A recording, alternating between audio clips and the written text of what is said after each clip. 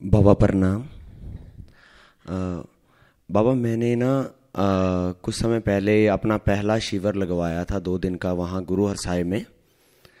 तो जब वो शिविर लगवाया तो उसके बीच में तो सब कुछ बिल्कुल नॉर्मल था, लेकिन जब मैं वहाँ से घर गया वापस तो मैं मतलब हमारा शिविर जो लगाया था वो स्वामी लाडी जी ने लगाया था।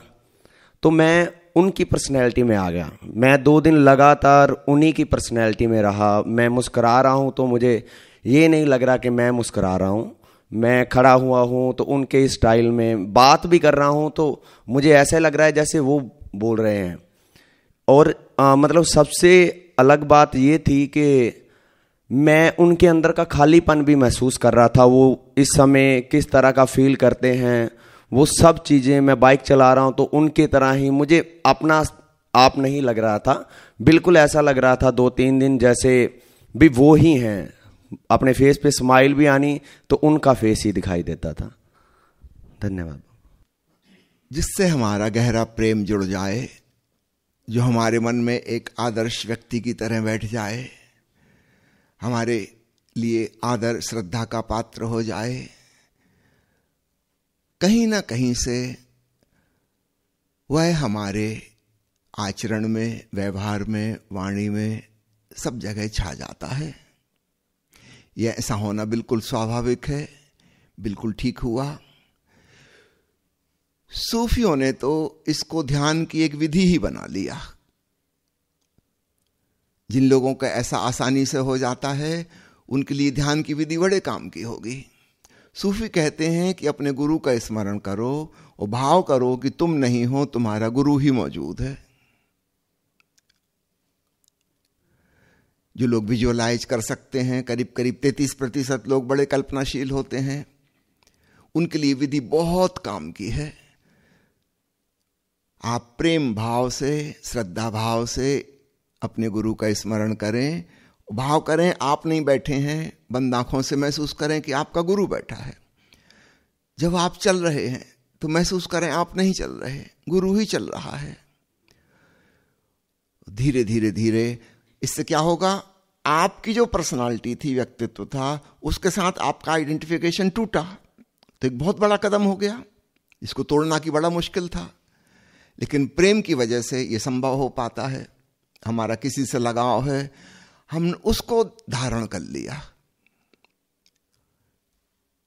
गुरु के चेहरे को अपने चेहरे पर धारण कर लो, भाव करो कि तुम वही हो। या किसी भी प्रिय व्यक्ति, इष्ट व्यक्ति के साथ ऐसा किया जा सकता है, क्योंकि जहां प्रेम है वहीं पर यह बात बनेगी। जहां प्रेम नहीं है वहां नहीं बनेगी। जहां गहरा लगाव है, हार्दिक कनेक्शन है, आप भाव करें थोड़ी देर के लिए आप वही व्यक्ति हो गए हैं। आश्चर्य होगा, जो सालों साल का आइडेंटिफिकेशन अपने तन मन से था वो छूट गया। योग शास्त्र में महर्षि पतंजलि ने भी इसे एक विशेष नाम दिया है, धारणा। हम धारणा कर सकते हैं। वो धारणा ये भी हो सकती है, धारणा कुछ और भी कर सकते हैं। समझो भगवान बुद्ध की मूर्ति आपको प्रिय लगती है, बैठ जाए मूर्ति के आगे, आप भी मूर्तिवत हो जाएं, गौर से देखें गौतम बुद्ध का चेहरा। कुछ मिनट बाद फिर आंख बंद कर लें और भाव करें यह शरीर आपका नहीं, यहां गौतम बुद्ध की मूर्ति ही विराजमान है। और आप हैरान होंगे, ये धारणा ही है, मानसिक धारणा है, लेकिन बड़े गहरे प्रभाव हैं इसके। बुद्ध के भीतर की शांति, उनके भीतर का आनंद, उनके भीतर का संतोष आपके भीतर भी अवतरित हो जाएगा। यह चमत्कार कैसे होता है? क्योंकि वास्तव में बुद्ध के भीतर जो है वो उनका पर्सनल व्यक्तिगत नहीं है, वो सारे ब्रह्मांड का है। वही हमारे भीतर भी है, लेकिन हमारा अपने प्रति कोई आदर भाव नहीं है, सम्मान भाव नहीं है। हम ये कल्पना खुद अपने भीतर न कर पाएंगे कि मेरे भीतर शांति है और आनंद है और परमात्मा है। बचपन से हमें इतनी नेगेटिव बातें सिखाई गई हैं इतना डांटा फटकारा गया है, छोटी छोटी बात में निंदा की गई है, हमेशा नेगेटिव कमेंट हमने अपने घर के बड़े बुजुर्गों से, स्कूल में शिक्षकों से सुने, और समाज में सब प्रकार की आलोचनाएं। और फिर जब शादी हो जाती फिर तो गजब ही हो जाता है, रोज ही आपको अपनी निंदा सुननी पड़ती है। एक बार कोई मुझसे पूछ रहा था, कबीर साहब ने अपने शिष्यों से कहा है कि निंदक नीरे राखिए आंगन कुटी छवाए, क्या हम भी ऐसा करें? मैंने कहा आपका विवाह हो चुका? बोले हाँ। तो हम कहा आपके पास तो निंदक है। पति पत्नी का काम ही है लगातार एक दूसरे की आलोचना करना, क्रिटिसाइज करना, जो भी उसने कहा वो गलत।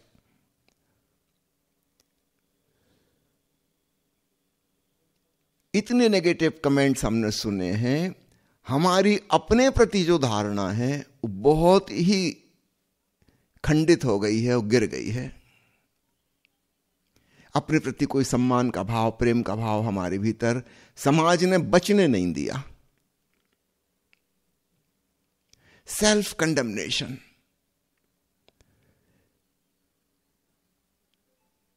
ईसाई धर्म में सबको गिल्ट कॉन्शियसनेस से भर देते हैं, अपराध बोध। और अपराध भी ऐसा नहीं कि तुम्ही ने जो किए हैं वो, तुम्हारे बाप दादों ने किए वो सब भी।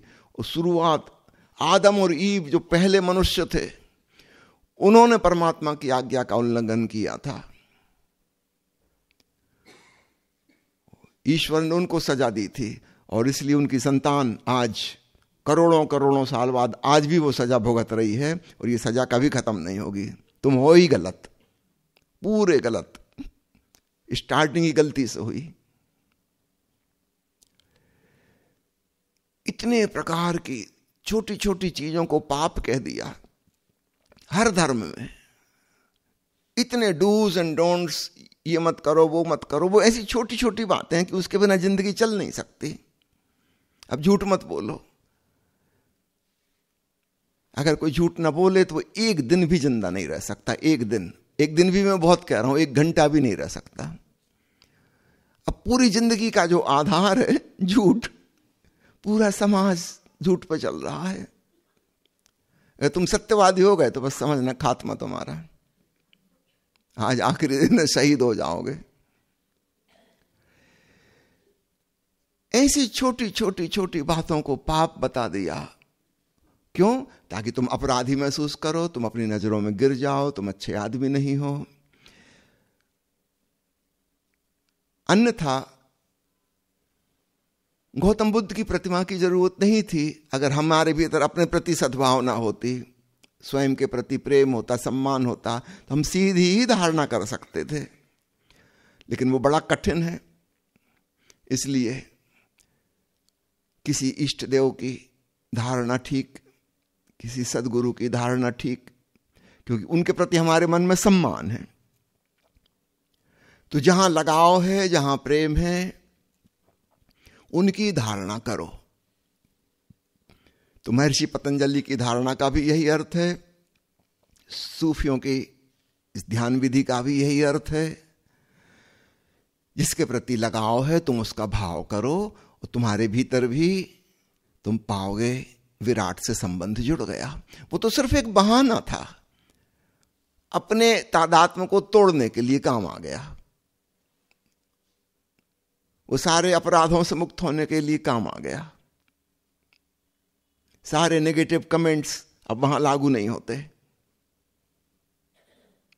और अचानक हमें अपने ही भीतर के ओंकार का, आलोक का, आत्मा का एहसास होगा, भीतर के आकाश का। लेकिन वो भी हम मानने तैयार नहीं होंगे। हम कहेंगे नहीं, लाड़ी जी के भीतर का।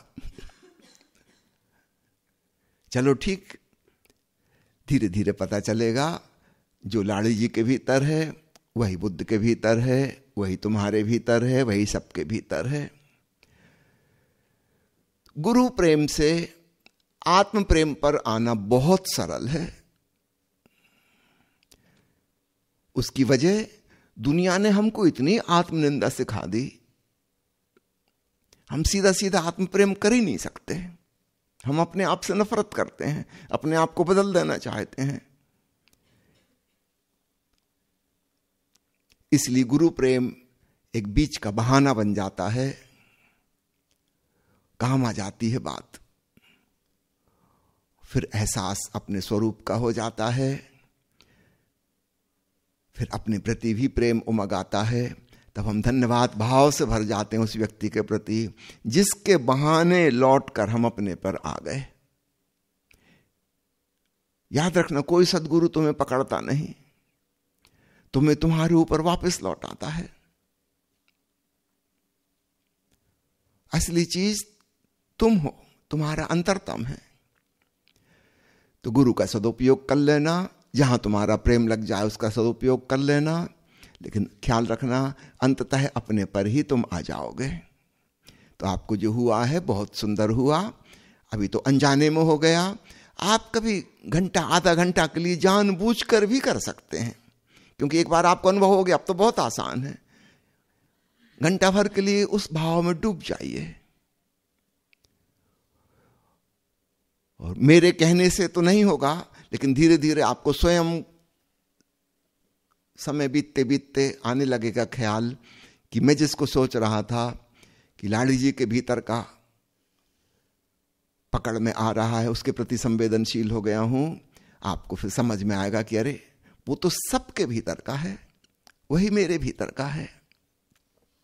ऐसी ही अवस्था में अष्टावक्र से उपदेश सुनकर राजा जनक ने कहा था, अहो मेरा मुझको नमस्कार। अद्भुत है वचन। हमारे भीतर से बहुत मुश्किल है निकलना,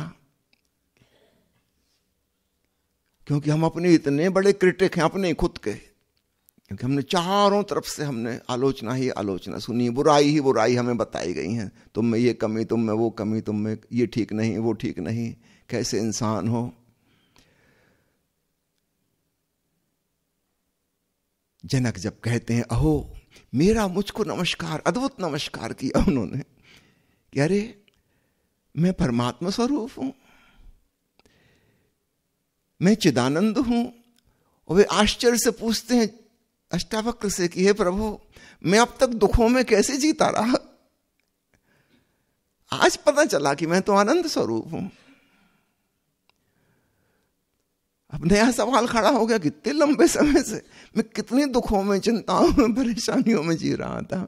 हैरानी हो गई।